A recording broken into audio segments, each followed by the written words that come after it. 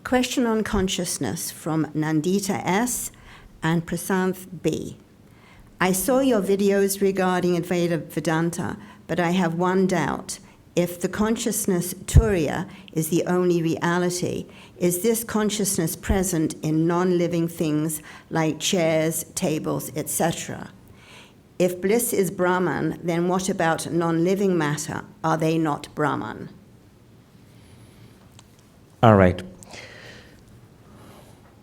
Look at the language. If consciousness is the only reality, Turiya is the only reality, is it present in non-living things, non-living matter?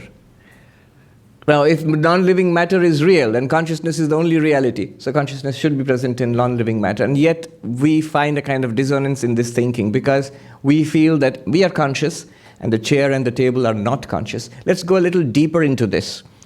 Vedanta has a very precise way of considering these things. What is a living being in the Vedantic sense? A living being in Vedantic sense is a body like this with prana. The very word living being is anything that exists. But living being, the word living is, if you translate it into Vedantic terms, it means prana, life forces, vitality. So, when you consider yourself, when you consider a living being, what you see is first a body, and then when you look inside yourself, you have a first-person experience inside of thoughts, feelings, emotions, ideas. That's what's called a subtle body. And there's something called a causal body. We will not go into that. And beyond that is what the Atman calls, what Vedanta calls the Atman, or pure consciousness, the real self. So, to put it very simply, a tripartite idea of the human personality. Physical body, sthula sharira. Subtle body, sukshma sharira. And the real you, the Atman. This is a simplified version. A more, let us say, if you have what is called a cutout diagram, if you go zoom in a little more, what you will see is the 5 koshas, the 5 layers of the human personality.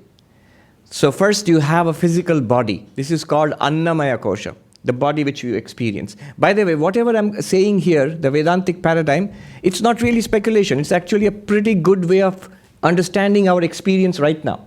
You can immediately apply it to your experience. So first we see a physical body, the Annamaya kosha, literally food sheath, because it's a transformation of the food and drink that we take in. And then to it, in it, pervading it, is the subtle body. The subtle body is composed of 3 sheaths. Kosha means sheath. Sheath is something which covers. Why is it called a sheath? Because it covers the real you, as it were. So 3 sheaths. What are they? The pranamaya kosha, the vital sheath, which is responsible for all the functions of a living body. The vital functions, digestion, blood circulation, breathing, all of that is because of this life forces, prana. Then, subtler than that is what is called the manomaya kosha, the mind, thoughts, feelings, memories.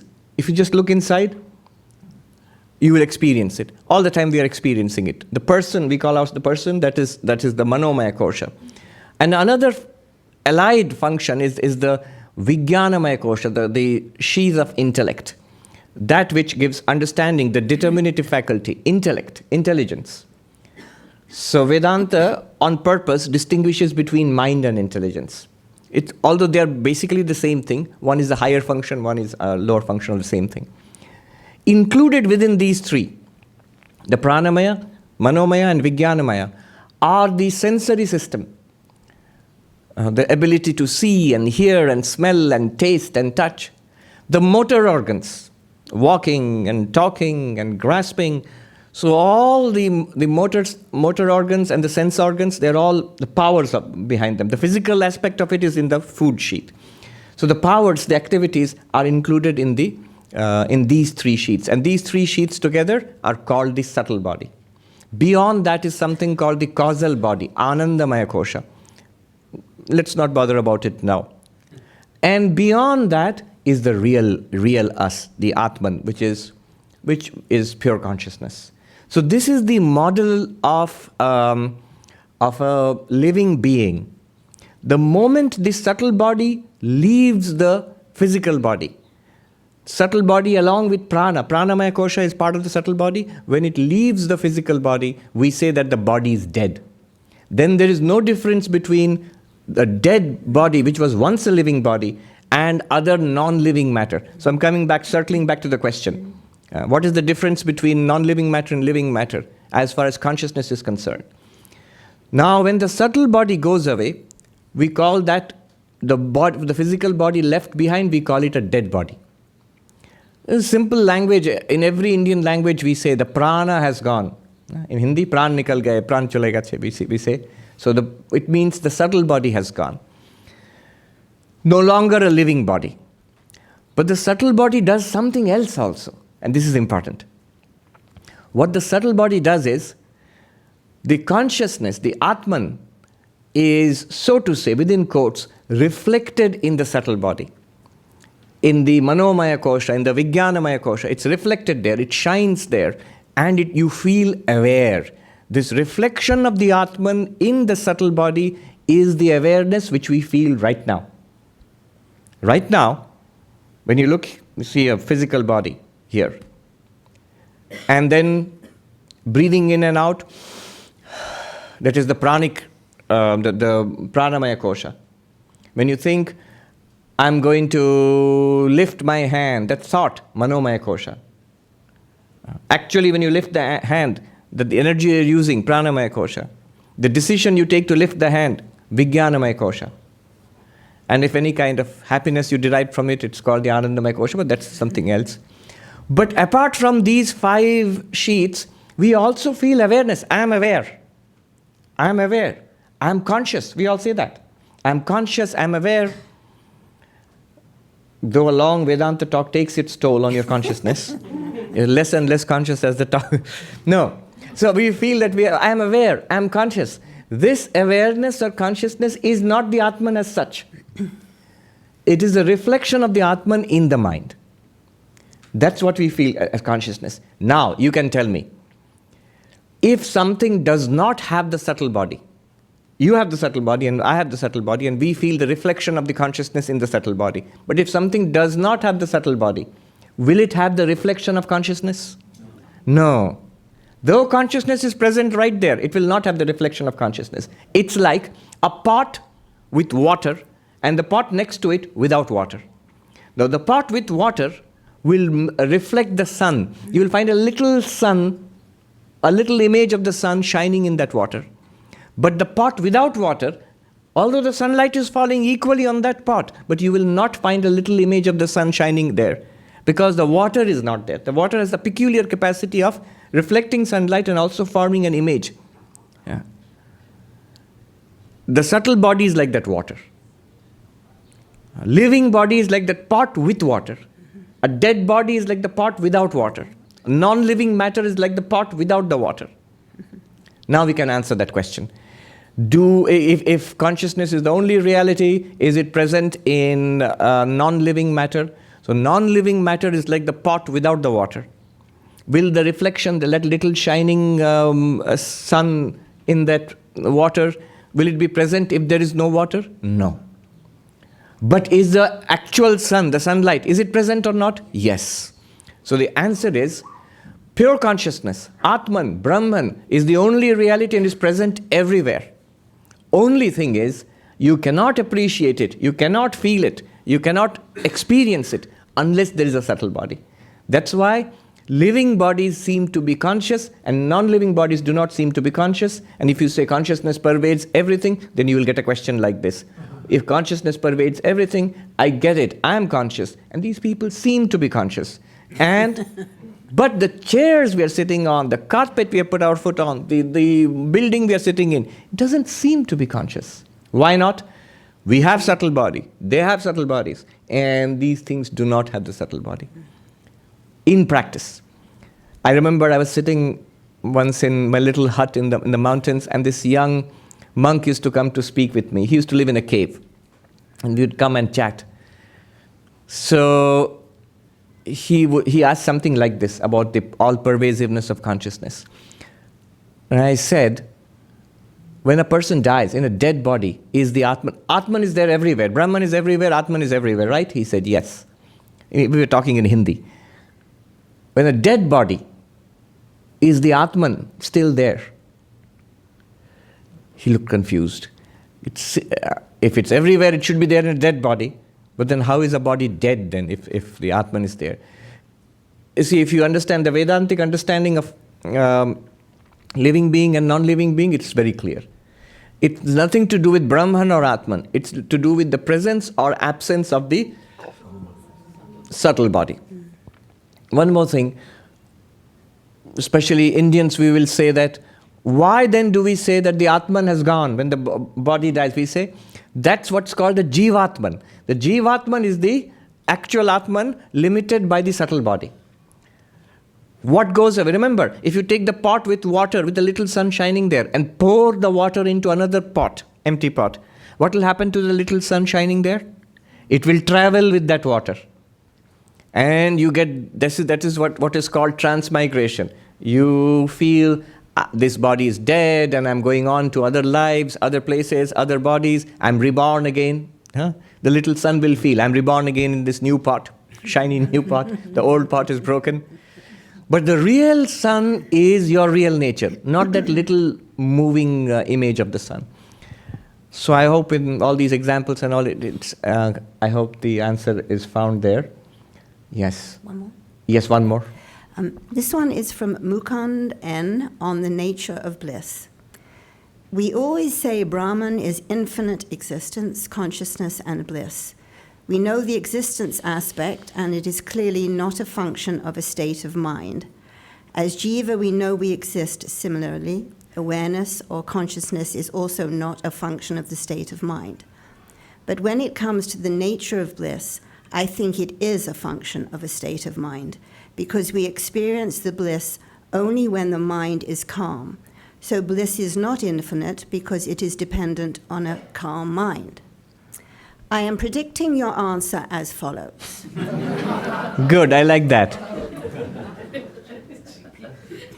Your mind's calmness is dependent on external conditions. This calmness, called as happiness, comes and goes.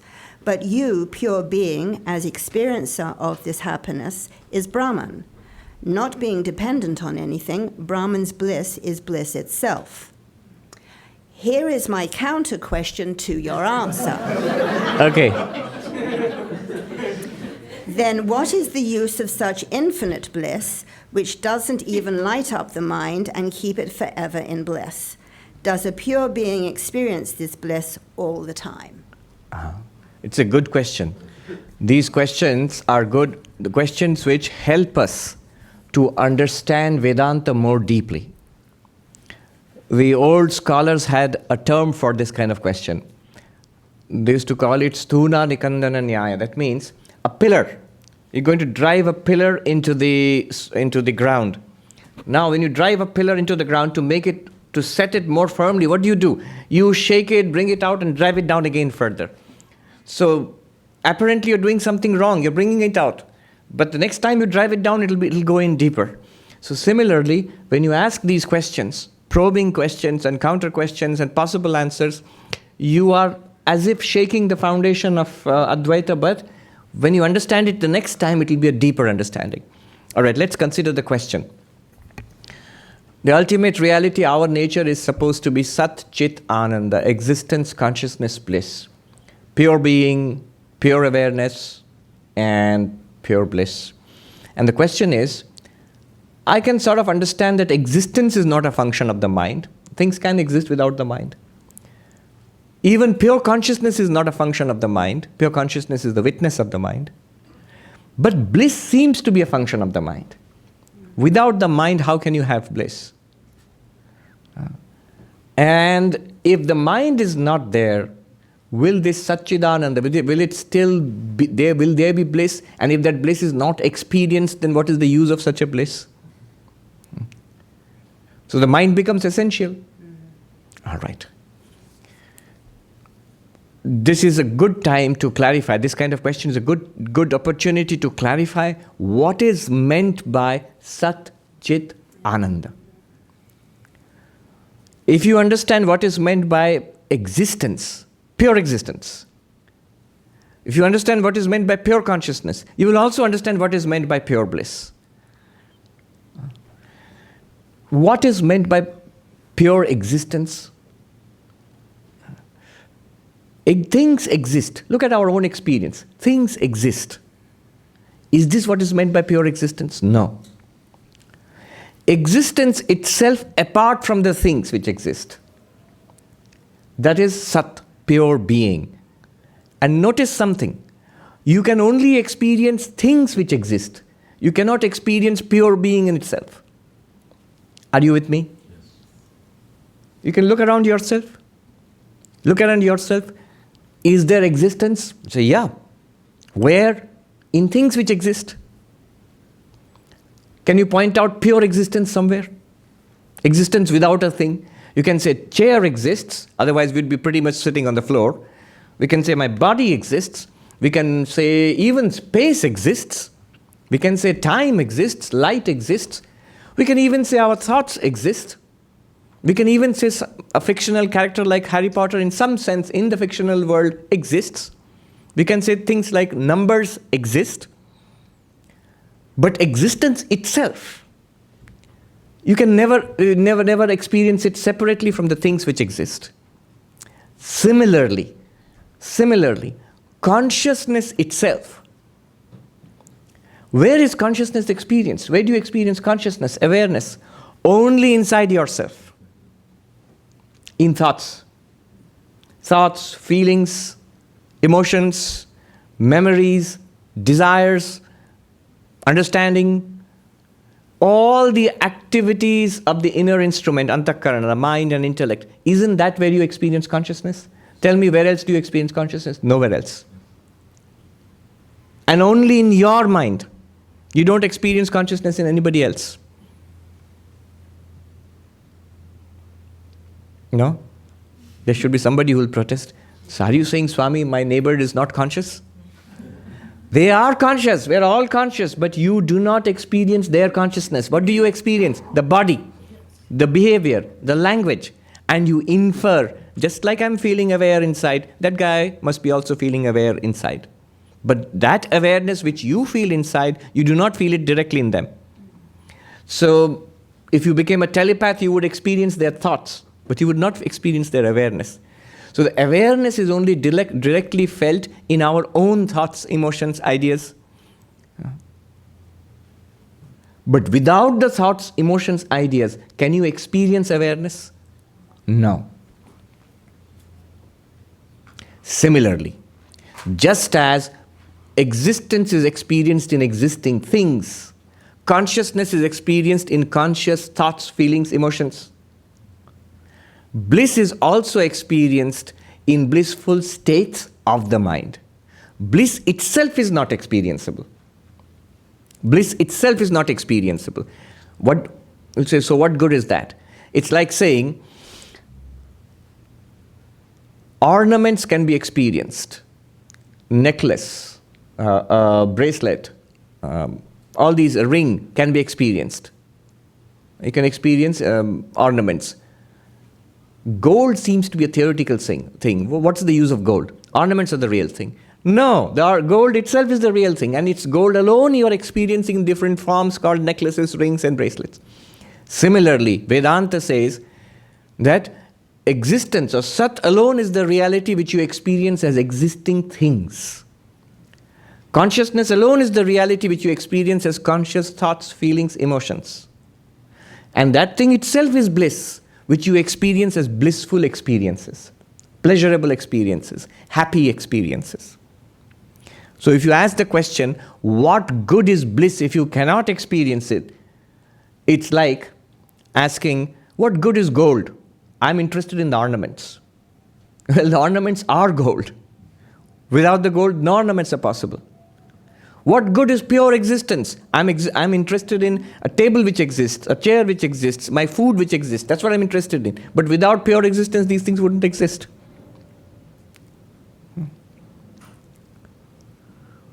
So if you reduce it to a theoretical form, pure being and name and form. Brahman and name and form. Maya is name and form, and Brahman is Sat Chit Ananda. Then what happens? What does Brahman do for Maya? And what does Maya do for Brahman? Then the answer to the question will be clear. What does Brahman do for this world? And what does this world do for Brahman? What does gold do for the ornament? It's the basis of that. It gives, what does gold give to the ornament? Existence. Yes. Everything to the ornament. So Brahman gives existence to this world. It lends awareness. It lights up this world. Not only exists, it's not a dark existence. You are aware. You are aware of yourself. You are aware of the world. So it lights it up. And it gives bliss. It gives happiness, pleasure, meaning, value to this world. So existence, awareness, and all meaning and value and purpose, everything comes from Satchidananda. But the varieties of it, that existence, will it be a chair or a table or a car or a park or sky or earth, quarks or quasars? That is Maya. Remember all of this, from the quark to the quasar, minus existence, what will happen? Nothing. Your life, whether you believe in Vedanta or not, whether you're theist or atheist, whether you are happy, unhappy, whether you're very intelligent and a PhD or just ordinary, whatever it is, all the experiences, scientific, aesthetic, spiritual, every experience you have, there's one thing common to all of that, one thing which makes all of that possible, consciousness. If you're not conscious, nothing. So Brahman makes all experience possible. Brahman makes all existence possible, all experience possible, and all of this becomes valuable and nice and interesting and worthwhile because of the Ananda aspect of Brahman. And yet, in its own nature, as Sat, Chit, Ananda, it is not an experienced object. So what does Brahman do for Maya or for the world? It gives existence. It gives light, awareness. It gives value, meaning, purpose, pleasure, all that makes it worthwhile. Everything comes from Brahman. But what does the world do for Brahman? What does Maya do for Brahman? She said it's a tool to recognize it. You're close. In fact, in a general sense, Maya manifests Brahman. Maya manifests Brahman. What does that mean? Without Maya, Brahman would not be experienceable. You are actually experiencing Brahman right now. Do not recognize it, do not know it, samsara. If you know it, recognize it, in this very experience, Jivan Mukti. Enlightened while living, yes. You can never know Brahman without Maya. You cannot. So you can recognize it only with the help of Maya. Maya deludes you into forgetting Brahman and creates samsara for us. Maya also helps you to recognize Brahman, and in this appearance, world of appearance, sets you free. And then everything becomes existence, consciousness, bliss. You recognize it in so many forms. That is the freedom while living. Right? So this is the answer. If you ask, the two person, I'll call on you. If you ask further, the question was, what is the use of that bliss if you cannot experience it? It's like saying, what is the use of the gold if it's not made into an ornament? Gold is the reality. It's further like saying, I have a face, I can reflect it in the mirror. What does my face, what does the mirror do for my face? It manifests it. But suppose you say, if there's no mirror, the reflection is not there. What's the use of having a face if I cannot reflect it in a mirror? Will you say that? That's how silly is that? If you have a face, you can reflect it in a mirror if you so like. If you do not like, you need not reflect it in a mirror. You're perfectly all right. By reflecting it in the mirror, did you add anything to the face? Nothing. As long as you want, go on reflecting your ananda in the mind and enjoy. When you don't want, don't reflect Ananda in the mind. Be as you are, as infinite existence, consciousness, bliss. And remember, in our day-to-day lives, not knowing Brahman, we keep doing the same thing. When we reflect ourselves in the world, we say waking state, dream state. When we do not reflect ourselves in the world, we say deep sleep state. But because we do not know what we are, this waking, dreaming and deep sleep is samsara for us. The moment we realize what we are, in waking, dreaming and deep sleep, we will recognize only the turiya, the one underlying awareness. All right. And stop there. I'll come to you. There were two hands up. The lady, yes, please come here. You want me to come here? Yeah, you can ask a question. Tell us your name and ask the question. Thank you, Swami. My name is Malini, and on the subject of Brahman reflecting on Maya and vice versa, I would like to know the influence of karma, because we can see clearly from what you said. Obviously, the choice for bondage or liberation is something that you work towards or is within you. So, good, bad, bad. Does karma play a part so that when you are in the world of Maya, your liberation really depends on the way you influence your world or not? Thank you.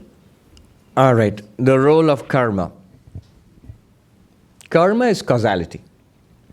The causes we set into motion will have consequences.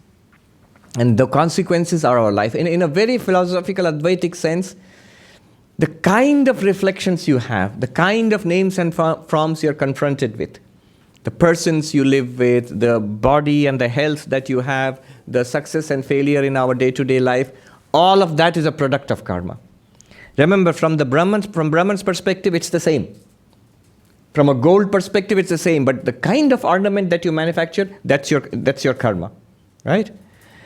Now, a lot of bad karma traps you in samsara. A lot of good karma sets the stage for freeing you from samsara. And this trapping in samsara and freeing from samsara from an Advaitic perspective is just this, recognizing that it is all Brahman, freedom. Not recognizing it as Brahman. I am Brahman and this is Brahman, not recognizing that, samsara. Now the ability to recognize that, the opportunity to recognize that, that comes in spiritual life, in Vedanta. And we say in Vedanta it requires a lot of good karma. A lot of good karma. Avadhuta Gita says, Ishvara anugraha deva pumsam advaita vasana. By the special grace of God, one gets an interest in Vedanta. You need not say Vedanta, you might just say spiritual life. An interest in spiritual life, that shows good karma. But there's a downside to it. It means you're spending your good karma very fast. You're using up a lot of your good karma.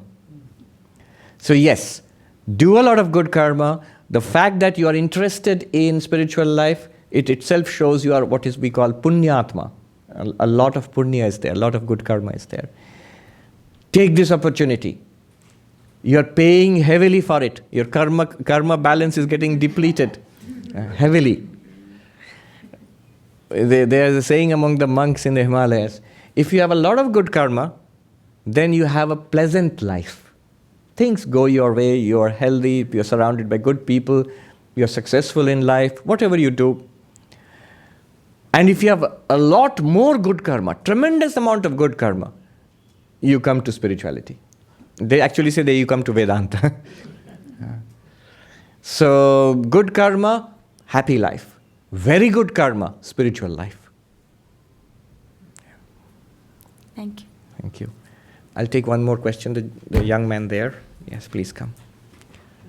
Tell us your name and ask the question, and then we'll go back to them.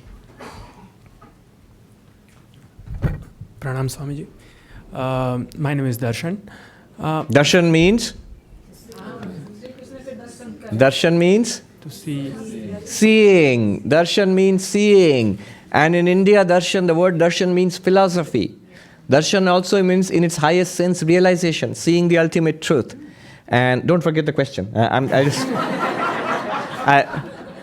why I intervened was, it's only recently that I learned something very interesting. In a book on Western thought, the history of thought, by Luc Ferry, who is a French philosopher. You know, when we studied Western philosophy, we were always told Indian philosophy is darshan, seeing the truth. But Western philosophy, I still remember, our teacher in Western philosophy was this very short, tough, old, retired professor. He was a disciple of Swami Abhedananda, Nirodharan Chakravarti. I still remember, he had a booming voice. He would say, we were all young novices, he would say, philosophy in Western sense is not seeing the truth. It is philosophia, the love of wisdom. Basically, it consists in thinking about philosophical issues. So don't confuse darshan and philosophy. Now, that's what I always thought. But it never satisfied me until I read this book by the French author recently. And the author says, the French author, Luc Ferry, he says, the original word is theory. Theorao, seeing of ultimate truths. That's the meaning of the word theory. Literally, darshan and theory are the same thing. Theos are ultimate truths. Orao is to see. To see ultimate truths, and darshan is to see ultimate truths. Literally the same thing. Okay, I almost forgot my question. Yes. So from the experience point of view, when we say when we are in Maya, there is this experience that we have in Maya, and there is a Brahman experience. So that way there is a duality, right? I mean, if it is all non-dual, when this single experience that only persists, why would it take in the form of duality, like a Maya and then your Brahman?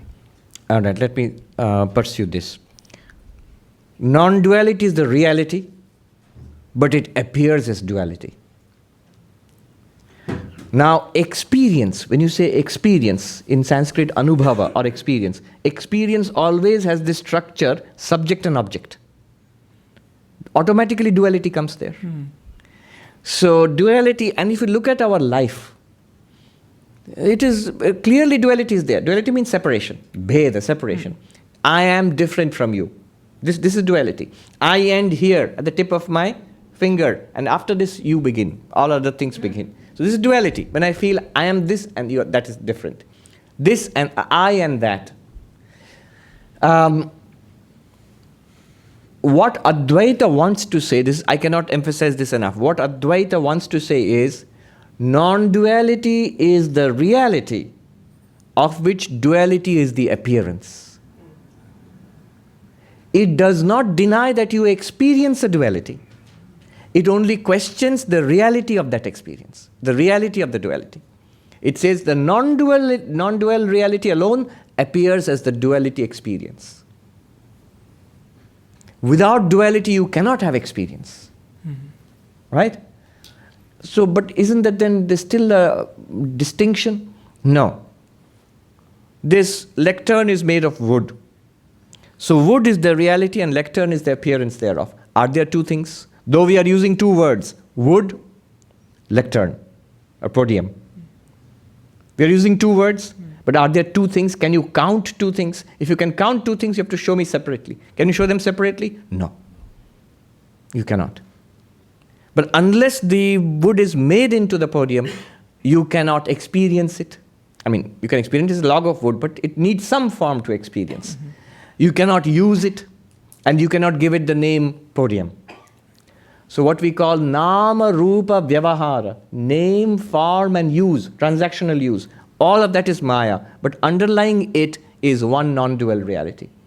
Name, form and use require duality. What Advaita says, that duality is an appearance. It's not the ultimate reality. Samsara, then what is samsara and what is enlightenment? From that perspective, we are in very rarefied philosophy here. It's stratospheric. Samsara is when you recognize the duality, this one, and that's it, nothing more. Then you are trapped here. You're continuously struggling with this duality to make it a better duality, and it always keeps changing. Continuous change is there. Even if you make it a better duality, you're richer, healthier, more knowledgeable, what will happen next? Change. Very rich, change, less rich. Very healthy, change, less healthy. alive. Change? Dead. There is no stability in duality. It's continuous change. The Buddha, anityam, anityam, sarvam anityam. But in non-duality, change is not possible. What will change into what? The moment something changes, something, duality is there. So non-dual reality, if you recognize it in the midst of duality, that is enlightenment.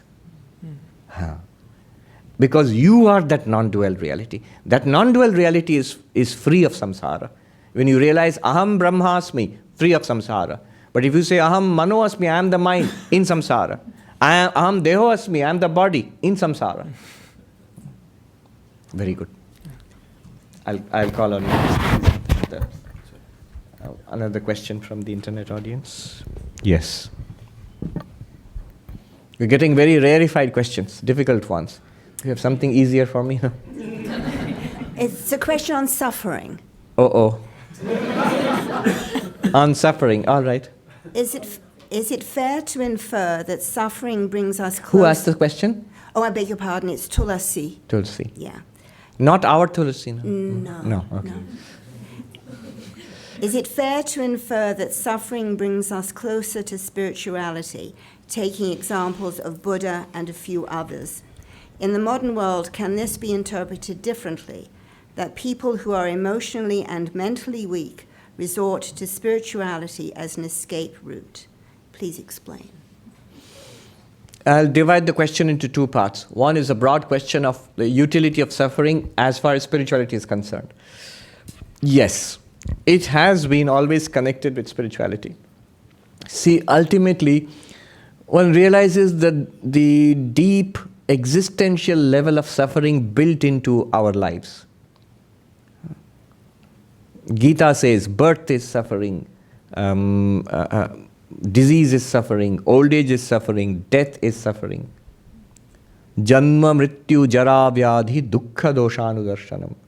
When you see the suffering inherent in all of this, this is called etad jnanamiti proktam. In the Gita it says, this is wisdom. Because why is this wisdom? Because this leads to enlightenment. The fundamental nature of suffering, that it is all pervasive. Buddhism begins with that. The first noble truth of the Buddha, 4 noble truths, there is suffering, dukkha. Dukkham, dukkham, sarvam dukkam. Dukkham, dukkham, sarvam dukkam. Then, second. No. It is dukkham, dukkham, sarvam dukkam. Second is there is a cause of dukkha. Suffering is the problem. Is there a cause? Yes. The cause of suffering is desire, trishna. Is it a curable disease or incurable? There is a cure. There is a possibility of going beyond suffering. That is called nirvana. And is there a method, a treatment? Yes. Buddha said, 8-fold path. Buddhism, Sankhya. The Sankhya philosophy starts with this question of suffering. Afflicted by the 3-fold suffering, there is an inquiry into a spiritual means of overcoming suffering. If you ask, won't the worldly means of overcoming suffering do? No, we say no because of 2 reasons. One is they are not guaranteed to remove suffering, and none of them are permanent solutions to suffering. What a profound statement. That's the first verse, the opening verse of the most ancient textbook on Sankhya philosophy, the Sankhya Karika of Ishwar Krishna. It's very old, and it was popular at one time because they found a Chinese translation of the Sankhya Karika made by a Brahmin from Ujjain called Paramartha, dating back to 1500 years. So what a wonderful world they had at that time. We have no idea really. I found it in my Indian philosophy, Darshan textbook. A Chinese, a Brahmin from Ujjain in India, whose name is Paramartha, translates the Sankhya Karika into Chinese 1500 years ago. And the book itself is much older than that. That's the opening verse. See the centrality of suffering they put. The suffering is the source for inquiry into spirituality. Dukkhatraya abhighatat. Jigyasa tad apaghata ke hetav. Drishte sa partha chet na ekanta atyanta bhavat. afflicted by the threefold suffering, an inquiry arises into the means of overcoming, spiritual means of overcoming suffering. Why spiritual means? They are useless because much easier worldly means of overcoming suffering are there. We say no. All the worldly means of overcoming suffering, whatever you have, none of them are guaranteed to solve your problem. And even if they do solve your problem, it's not a permanent solution to your problem. It will come up in some other way.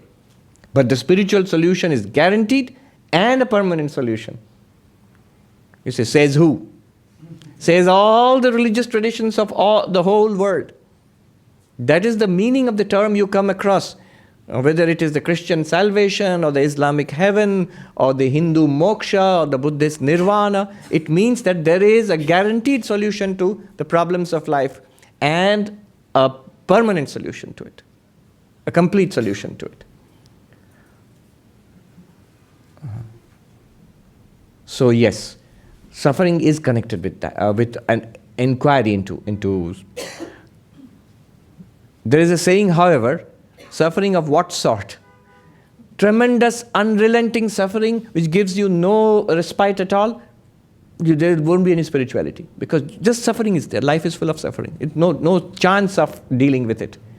So they say there are hells, terrible places where people just suffer and suffer and suffer and until the bad karma is exhausted. Do they become very spiritual in hell?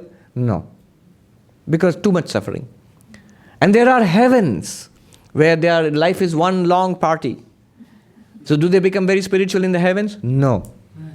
Too much pleasure, no chance of spirituality. Too much suffering, no chance of spirituality.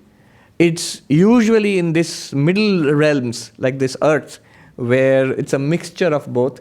So this is the ancient mythology in India. So that's why human life is valued. Because it's the best form of life? Not at all. Don't kid yourself. There are much better forms of life as far as pleasant life is concerned. There are multiple heavens. And there are much worse kinds of life, the multiple hells in the mythology or the cosmology of ancient Hinduism, even Buddhism and Jainism. There are many, many worlds. But this world is good because it's a nice balance which forces you towards the ultimate purpose of all of this, which is enlightenment. The second question was, yes, one can use spirituality as an excuse. Because remember, ultimately spirituality is supposed to take you beyond suffering. But if spirituality is used as an excuse, there's a term for that. Psychologists have invented a term recently. It's called spiritual bypassing. Spiritual bypass. I have many problems in my life. I refuse to deal with it. Why? Because I'm Brahman.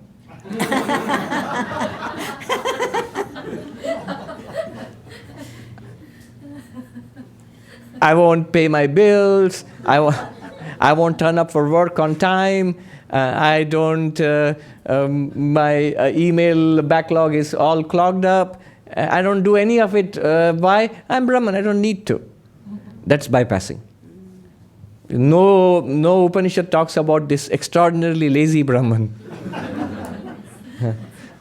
That's spiritual bypassing. Now what will happen? So isn't it bad? What will happen is suffering will increase. Suffering will not go away. A psychologist was talking about the problem of procrastination. Where you put off things. Gita, in fact, deals with it. Gita says, Dirgha Sutri. Procrastination is a sign of tamas in the mind. Now look at the paradox of procrastination. I'm just giving an example. By bypassing how spirituality will not help you to remove suffering. Procrastination is a classic example of bypassing. Because you put it off. Put off things which have to be done. What will happen? The paradox is this. Why do we put it off? We put it off because doing it is troublesome. Doing it leads to suffering. So I want a relaxed, nice couch potato life, so I don't want to get up and be up and doing. But when I put it off, it keeps mounting. The problem keeps increasing. And the total amount of suffering over a period of time, when you finally have to deal with it, either you have to do it, which is troublesome, or you don't do it, the consequences will break upon you one day. Then the suffering is much more than what it would have been if you had done it at that time. So the paradox of procrastination is we do it to avoid suffering and we end up by getting more suffering. Like that, if one uses spirituality to bypass facing the challenges of life, one will end up getting more suffering Though spirituality itself is supposed to remove suffering. That means it was not true spirituality. It was an excuse. Yeah.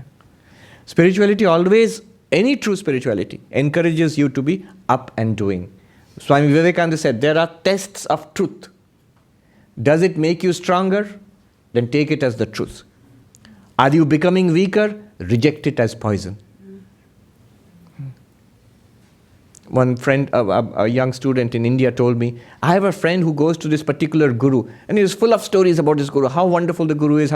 I said, is your friend becoming more independent or more dependent on the guru? He said, no, that's true, he's becoming more dependent. Not good. It will lead to unhappiness. It will lead to unhappiness.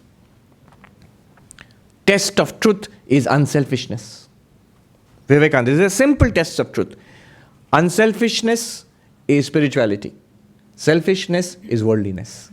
Applied to our thoughts, our words, our deeds, our points of view on life, we'll see whether it is true or false. Oneness, unity, is a test of truth, and that which divides is a test of, shows falsity. Applied to our life. So these are nice tests to apply. Good. Have another question? One more? Yes, a couple of questions on non-dualism and the Ramakrishna tradition. Yes. From Sujoy R. and Chris B. In a lot of branches of the Ramakrishna mission, it has been observed that they worship different gods or idols, chanting and praying for small gods or local gods. But the basic teaching of Sri Ramakrishna is non-dualism. My question is it difficult to stay in the non-dual concept? And in the Gospel of Sri Ramakrishna, there are so many times when Thakur says jnana is extremely difficult. It is not the path of the Kali Yuga, and bhakti is the way.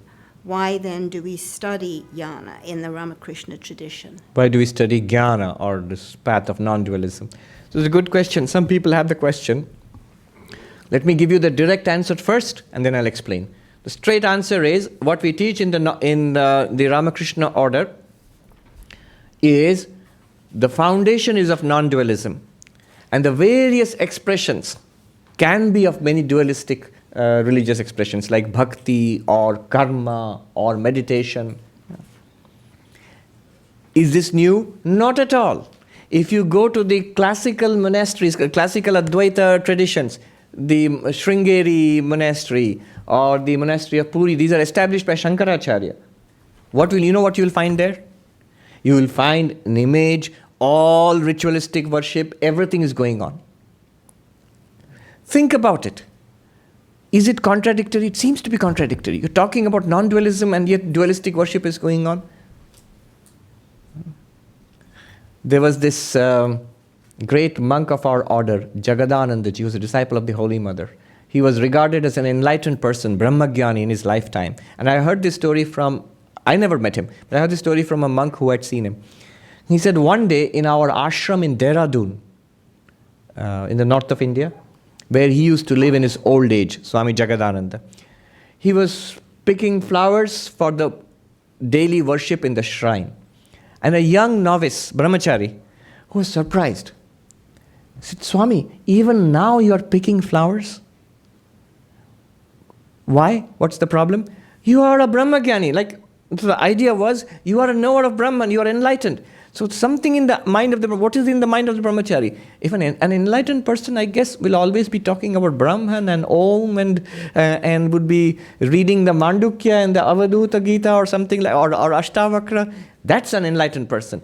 And a beginner like me is going to pick flowers and arrange flowers in the shrine and worship in the shrine. So why is this person who is an enlightened person going around picking flowers? Now all this is my explanation. You know what was Swami Jagadananda's response? When this young monk novice asked him, Swami, even now you are picking flowers for the daily worship? And the Swami, it seemed, had a wonderful, the sweetest smile you could imagine. So he gives his trademark smile and he says softly, then tell me, what should I do? Very profound answer. Anything that you do in the world of Maya, in this world of appearance, is dualistic. What will you do? give lectures on Vedanta because you're enlightened now. That's also dualistic. Notice something. After enlightenment, or if you're a non-dualist, does a non-dualist eat? Yes. Yes. Of course. But isn't eating dualistic? Of course. The food is separate from me. That is food. This is me. I have to put it here. It's dualistic. Any action is dualistic. Because in the very structure of action, there is a doer and an action to be done, and the instruments of action, the occasion, the context for action, all these are separate. So obviously there is dualism involved. As I said earlier, remember what I said, Advaita Vedanta says the reality is non-duality. The reality is non-dual. Its expression is dualistic. Clearly we are having a dualistic experience now, are we not?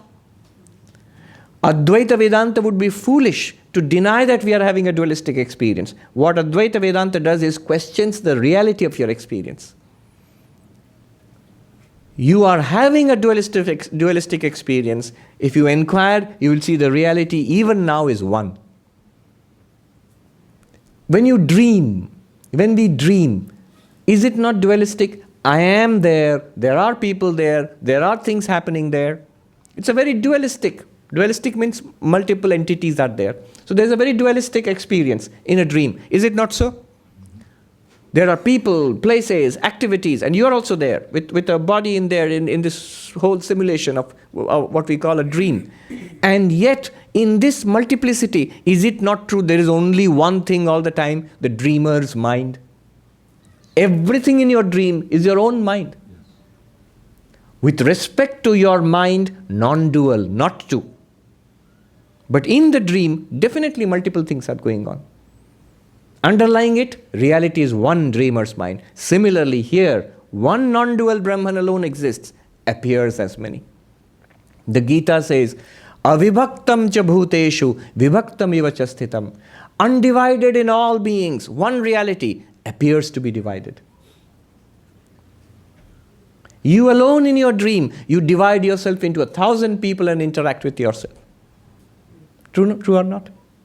But even when you have divided yourself into 1,000 in your dream, how many are you? You're one. Experience, duality. Reality is non-dual. Similarly here, there's only one duality, one non-duality, and which is experienced as a non-dual. Now in this non-dual appearance, if you worship, if you do spiritual practice, there also duality will be there. Therefore, all the gods and forms of gods and goddesses, the Hindu gods and goddesses which we worship in our temples, in the Ramakrishna order, the understanding behind it is non-duality. In fact, if you look at the mantras of Durga Puja, in Shivaratri, you will find always there's an element of non-duality there. Shankaracharya. Who else is a greater non-dualist than the Shankaracharya, Adi Shankaracharya? How many beautiful hymns he has written to the Divine Mother, to Shiva, to Vishnu, to Krishna, to Rama, to the Ganga. If you read it, it sounds like the greatest non-dualist ever, like the greatest dualist ever. The hymns written by dualistic Vedantins are no less devotional, are no more devotional than the hymns written by the great non-dualist Shankaracharya. Right? So, it's difficult to grasp, but it's actually not, it's not dualism what we are doing. It is actually at its philosophical heart, non-dualism. Sri Ramakrishna put it this way in Bengali, Advaito gyan achole bede ja ichhe tai karo, in Bengali. It means, tie the knowledge of Advaita, non-duality, to the hem of your cloth. Hem of your cloth is an idiom used in India in earlier days, especially the women, they would tie the keys of the house to the hem of the sari. The essential stuff, everything is in the hand, in the keys. The keys, to all the cupboards and the rooms and everything is tied to the hem of the sari here. And then she goes about doing her work in the household. In that way, Sri Ramakrishna says, tie the knowledge of Advaita to the hem of your cloth. Let it be your foundation. Aham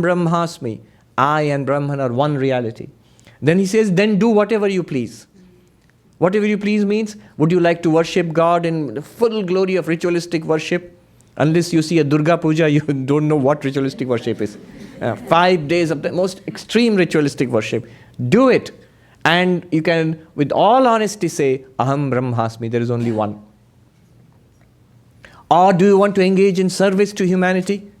Feed the hungry, treat the ill, educate the illiterate. Do you want to do that? You can do it. All the time knowing all of these I serve, they are my beloved Lord in all these forms. I am that one or one and the same. Or do you want to be immersed in meditation, in inner yogic meditation? That also you can do. But all the time have this knowledge, Aham Brahmasmi. This is how we do work. This is how everybody can do. This is what Krishna taught Arjuna. Go ahead and get engaged in the world and work. Gita is so clear. Niyatam kuru karmatvam, karma jyayo hiya karmana. Continuously be engaged in action. Action is far superior to remaining inactive. But on the basis of this non-dual realization. We always chant before eating, Brahmarpanam Brahmavi Brahmagno Brahmanahutam Brahmevatena Gantavyam Brahma Karma Samadhina. What is it a reference to? The ancient Vedic yajna. Modern Hindus, we do puja. Picture or image is there and we perform rituals and make offerings. That's the puja. But the ancient Hindus, the earlier form of Hinduism had Vedic fire rituals. And in that a fire was lit, a sacred fire was lit. There would be a ladle with which you would put offerings and pour it into the fire to the accompaniment of the chanting of Vedic mantras. And by this ritual you get merit. It was called adrishta, the technical term in Mimamsa. And whatever you wanted, worldly or otherworldly, it would be given. So this was the idea in ancient times. Clearly there seems to be duality. You are there. The offerings are there. The fire into which you are pouring is there. And the ladle with which you are pouring, they all seem to be different things. This duality. And what does Gita say? No. Brahmarpanam. It's not a ladle. It is Brahman. Brahmagno. It's not fire. It is Brahman. Brahmanahutam. It's not the priest who is offering it. It is Brahman alone. Brahmahavi. The offering, the butter which is offered, ghee. It's not ghee, it is Brahman. The one who sees Brahman, the non-dual reality in the midst of this duality, that one becomes enlightened. That's the meaning of this verse. Where do you see it? Not just in meditation. In the midst of all action, you see non-duality. It may sound strange, but it's a fact. Is it difficult? Not really. Look at the 10,000 waves in the ocean. How many you see? 10,000. I say, look at the water. How many do you see? One. As water it is one. Have all the waves disappeared? Not at all. Let as many waves be there. As many waves. You can count as many as you like. And honestly, in all honesty, you can say it is one. It's one body of water. Here in the ocean it's easy because we understand water, we understand wave. But here it's difficult. Because we understand human beings, living beings, non-living beings, millions of entities in this world, but we don't understand Brahman. That's why. Not understanding or recognizing Brahman, samsara. Recognizing Brahman in the midst of all this diversity, enlightenment. Yeah. Yes, you had your hand up a long time. Come. Yes.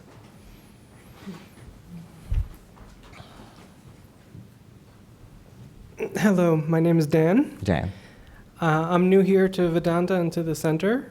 And a few years ago, I had a profound spiritual experience when I was at the lowest point of my life. I had a doctor who poisoned me and caused brain damage, and he's since lost his medical license, but I was going through severe depression. And I escaped into a work of fiction. And I promised the author I wouldn't reveal who he or she is, but I had an incredible realization. And I escaped from this world and went into this fictional world. And so the characters felt real to me. And he used a literary technique that blew my mind. And so there were hundreds of characters in these stories, but I found that they were all one. And at first I was rooting for my favorite heroes and for the good guys, and then I saw divinity in the villain. And it was all a show, it was all a game, it was all divine Leela, and I felt extraordinary bliss, an ocean of bliss, like I've never experienced before. And I'm trying to get back in touch with that and to progress on my spiritual journey. And I'm wondering if you have any advice for somebody starting out. Right.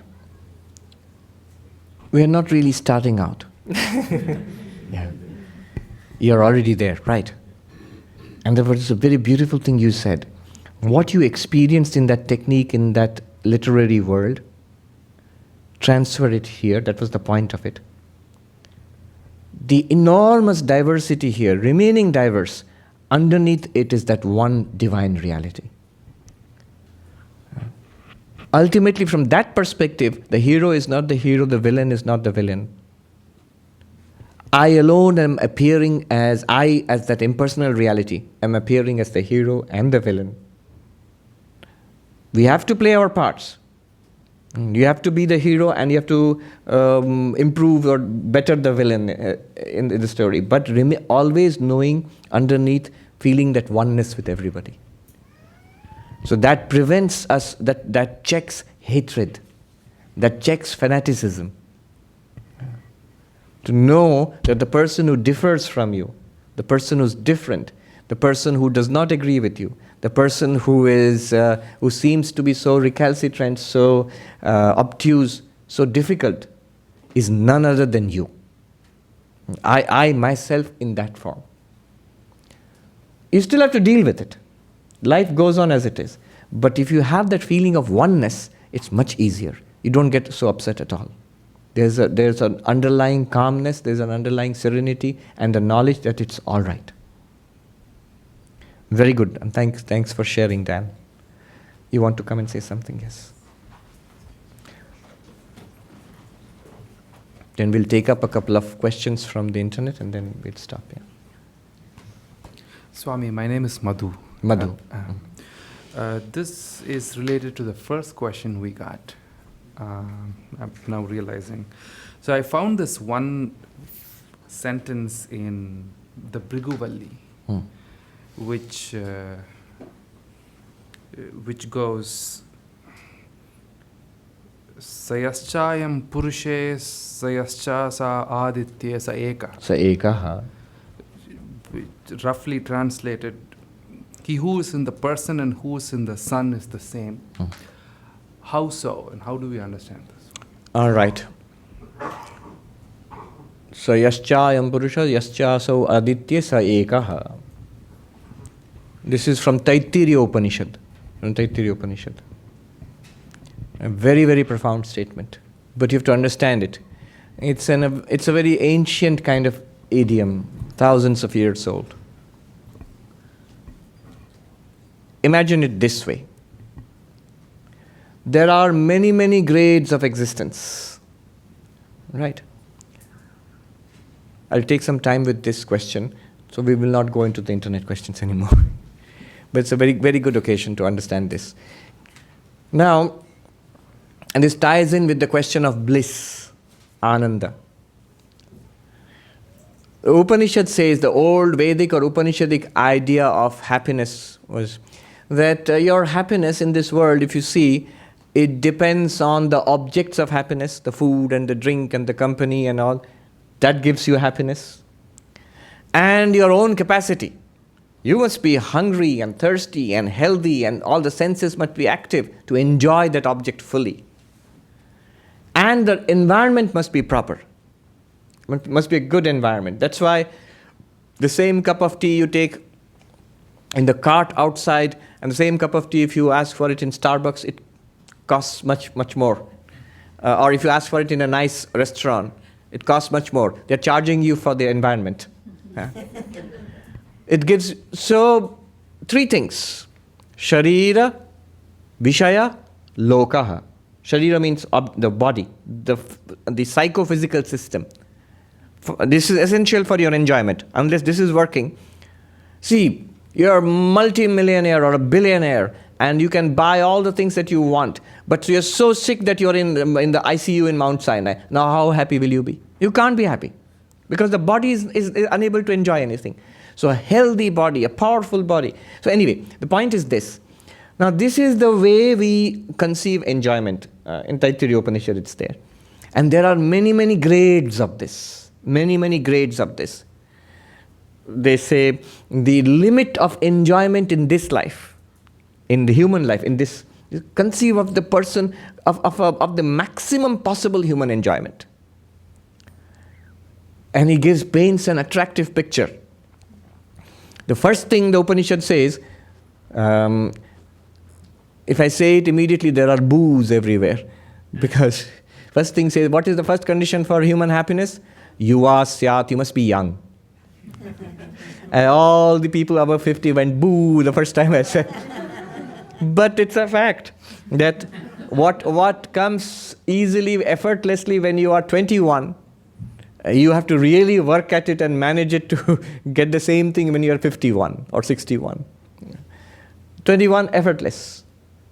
So anyway, a young person, imagine such a person is highly educated, adhyayaka, multiple PhDs from Ivy League colleges, and rich. Prithiviyasya vittasya purnasyat. All the wealth in the world is at the disposal of this young and very healthy. Ashishta, dradishta, balishta, multiple words are used. With voracious desire for enjoying the world. Healthy, good-natured, sadhusyat, good-natured. Moral person, not an evil person. Good-natured with noble intentions, extraordinarily rich.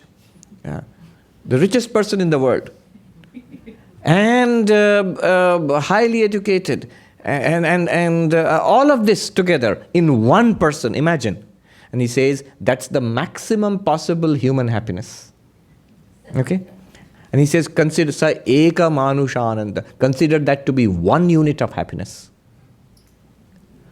No more is possible in this world, but the Vedas promise you 100 times, 10 to the power 2, 100 times the happiness of this person is possible in one of the lower, cheap heavens. Budget heavens, yes. And there are names there.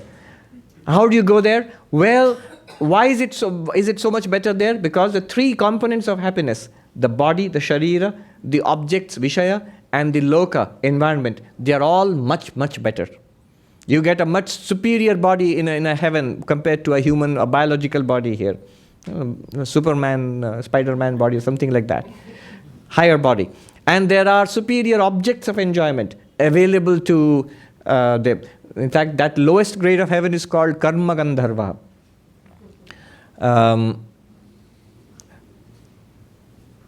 Gandharvas are celestial musicians. The way I try to understand this is, you have heard of musicians, I think Beethoven or somebody who was deaf. And yet could compose and actually hear the music. The real music is inside. It really does not require a physical organ like this. Highly trained musicians, they can hear the music when they look at the score. And they can hear it much better than what you do actually perform in the orchestra. They hear it with extraordinary perception, with clarity and perception. Now imagine a life like that, where all of that is enjoyed within yourself. How keen would be your enjoyment? How super fine would be your enjoyment? And that's the budget heaven. Not just music, everything in life is like that. It's taste, it's heavenly nectar, ambrosia or something, whatever. The top 10 drinks there. So, all of that is possible, but you have to go to this other world. It's post-mortem. You can't have it in this body. You have to perform these Vedic rituals. There are these fire rituals, yajnas, and they will give you enough credit so that you can join this budget cruise afterwards, after death. And of course, the priests have a commission. You have to pay me. The commission is not post-mortem. You have to pay me right now. But it was a system of belief, like any religion. So they firmly believed in this, that if I have enough good karma after death, I go to one of these heavens. And the lowest heaven is like that. There are higher heavens, 10 to the power 2, 100 times of that lower heaven, 10 to the power 2, 100 times of this. It keeps on increasing, step by step by step by step, as you go to more and more glorious existences. More power, more enjoyment, more glory, and your happiness keeps on increasing. But the point he makes there all the time is, Shrotriya kamahatasya cha. At every step, he says, instead of going there, performing these fire rituals and waiting for death and going to heaven afterwards and expecting that happiness later on, if you want that kind of 100 times of the human happiness right now, he says you need to do two things. You need to have that Vedantic knowledge, I am Brahman, realize it actually, and dispassion for these worldly enjoyments. Akamahataha. Literally it means not injured or wounded or destroyed by desire. I don't want this limited way of enjoying the world. I am going to experience the bliss of Brahman, as this infinitude. You will get that same happiness which the one in the heavens they get right here. And as you go to higher and higher heavens, 10 to the power 2, 10 to the power 4, 10 to the power 6 happiness. Of what? The maximum human happiness that's promised. All of that you can get here. The more your dispassion is. If you have dispassion for those worldly and other worldly enjoyments, and you are centered in your knowledge or realization of Brahman, you will get that bliss here. Basically what he's trying to say is, the highest possible worldly or other worldly enjoyment, in equivalent joy and peace and serenity, is available to you if you are spiritual. If you're spiritual. Now, coming back to your question, how far does this go? Good cruises, super cruises, super cruises, super duper cruises. And what's the maximum possible conception of happiness they have got? In the Vedas, they say the highest possible, he says, Brahmana Loka, that means the world of Hiranyagarbha. That's the maximum. They say seventh heaven. The maximum glory, the maximum power. That's called the cosmic mind. One can actually reach that with enough of good karma. How much is that happiness? If you compare it to this, the maximum worldly happiness. I calculated. The maximum world, remember what we are comparing it with, the maximum worldly happiness. When I talk about this, a lot of people have smiles on their face, just imagining it. The maximum worldly happiness is this richest person, young person, highly educated, good person, a tremendous amount of wealth. That happiness, that's one. And this world of Hiranyagarbha or Brahma, not Brahman, but Brahma, the highest heaven. How much happiness compared to that? 10 to the power 20. If you put 1 followed by 20 zeros, how many trillion, billion, zillion times of that happiness? Don't try to think about it, you'll get a stroke.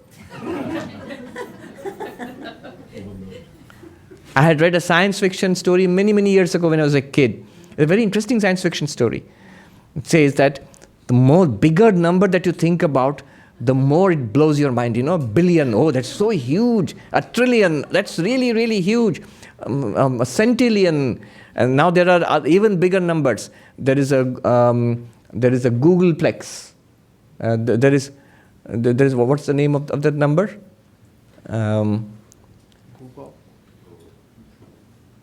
Googleplex. If you see the Guinness Book of World Records, 1 followed by 100 zeros, 1 followed by 100 zeros, 1 followed by 1,000 zeros, and so on. So the science fiction story was, they invented a number, which if you see it, it will stun you so much that you will die immediately.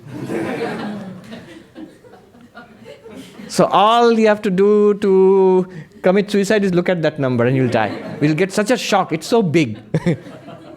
So this happiness is so much, if you don't try to think about it, because you'll get a stroke immediately if you think about it. That is the happiness, he says.